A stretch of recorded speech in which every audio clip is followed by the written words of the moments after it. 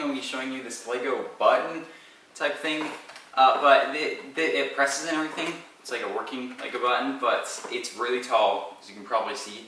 It's like 6 bricks tall, which that is ridiculously tall in my opinion. Like, this is really tall. So I'm going to try to make a smaller version of this, like the downscaled one. That's only a few bricks tall, like a lot shorter than this, like half maybe, or a little bit less. But this right here, the reason why it's so tall is because it uses one of these pieces. You probably can't see it at all because it's so far away. I'll show you closer up in a second.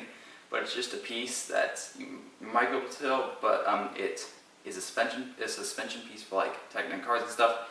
It just goes down and the spring pushes it back up. Pretty simple.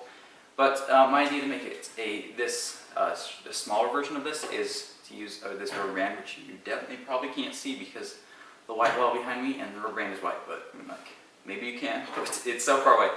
But yeah, this is what I'm gonna try to make the button smaller with, is one of these rubber bands instead of this suspension piece. So let's try to do this. So real quick, I'm gonna show you these things closer up so you can actually like see them. So this is the suspension piece right here. Remember, it's the one in this one right here, the one that's really tall, as tall as my finger, pretty tall. But yeah, this one, you can see the metal spring right there. And when you press this piece down, it just springs back up like that. And then the rubber band, which is way smaller than that, is just right here. It's a white one, really small. And this is what I'm gonna try to use to make another button like this. And also, this button is like the button in Lego games, if you've ever played those, like Lego video games. It uses buttons like these, but when they're pressed down, they turn green. But I don't really think when this presses down, it can turn green, because I don't think that's possible, but I don't know. But this one can just be pressed down. So yeah, let's make a smaller one. Okay, so this is the button part right here. So right now it just will fit in this perfectly. I mean, yeah, in this like piece perfectly. So it'll go right there, and just it fits in there. So you need to design everything else. So we got to make sure it doesn't like come out the top. So I'm kind of thinking I could use one of these 2x2s, which then when it goes through here, it can't go past it because all the corners of it block it from going out fully. So that's what I came up with there, just to hold it in. And then the bottom of that, I can put one of these right here. And that should make a smooth surface for the rubber band to slide on. It might be a little like too smooth so it slides off. I'm not exactly sure yet, so we'll have to see with that. But so this is the button so far. So let's move over here, the base plate right here. I'm gonna build up a little like compartment or whatever right here. It's really simple. And then I'm gonna use 2 of these pieces on both sides. I'm just gonna test this, and then the rubber band will go across like that. It's probably too loose, but we're just trying it for now. So it'll go across like that. And let's try to put some pieces on. Well, let's wait for that. Just gonna put some 1x2s over those. We don't need to do that quite yet. So right now I'm going to try to put some pieces on the sides here. I'm gonna put these here like that, and then just more. So now it's what we got. So if I put this piece, so that goes down there first, and then I put this one on right there. So far that's really loose.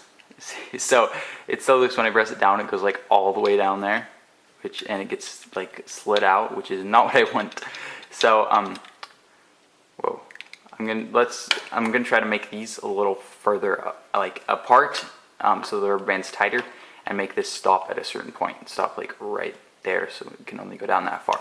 Okay, so I've extended this by 2 more plates, or like 2 more studs long, and I'm gonna try it. So the rubber band is tighter now, so I hope that'll help bring this up to the top closer, and make it a little harder to press down, because last time it was really easy. So it's still really soft.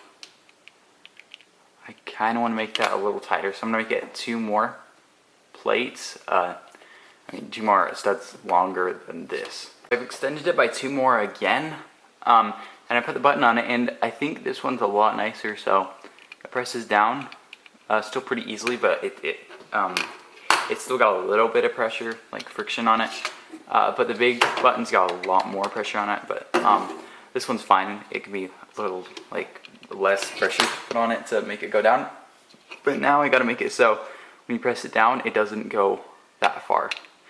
So it's gotta stop right there. So let's figure out a way to do that. So I got this little piece right here, just this little cube that's 1 block tall with tile on top, and that should just go under this rubber band in the middle there. And then I'm not going to rebuild this wall fully yet. Oh, if we put this right on there, I'm hoping, oh yes, like that. So if you look at the top, right there, it goes down like that, and it stops. So that's what I want right there. Now you might be able to tell that this is, lengthwise, is like literally the exact same, well actually slightly taller than this, but it's way less taller. Like that's how tall it is compared to that one.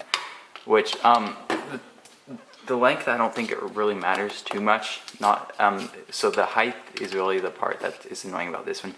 So there's a low version, so let me fix this up and make it look good, and then I'll show you what it looks like all finished up. So this is the button. It's pretty much completely surrounded by the white bricks right now. I had to raise these up with one of those Technic like bushings, like the half ones, because it was just sitting straight down, which wouldn't make it like wouldn't make it so the rubber band springs back up. So that's why those were there. I also had to lower these down by a plate too, just so they could be covered. So right now I'm just gonna cover them with tiles. So you can cover. I'm just gonna do it right now. So it's just fun to tile off stuff. It makes it look a lot better. So go like that. Actually, gotta take this off, and that goes right there. And then 1x2 tile on each side, and then put these right there, and then one more, so like that. And then you can see that rubber band part, just this bouncy part in the middle, and we stick this button in right there, and it presses. So if we zoom out a little bit, you can kind of see the difference. So you can either have flat button or a really tall button. So I don't know, flat button that's super long, or tall button. So I don't know, but I think the flat one is a lot nicer because it's flatter, which you could fit into builds. If you want to put this in a build, you could fit it into builds a lot easier with the flat rather than the tall, unless you're making something really tall. But I think usually this one would be more useful. But yeah, works and everything. It's a little softer than this one, but yeah, that's it working. Guys, so that's it for the video. That was my little build on this small button right here. But as always, make sure to like, subscribe, and hit the notifications bell.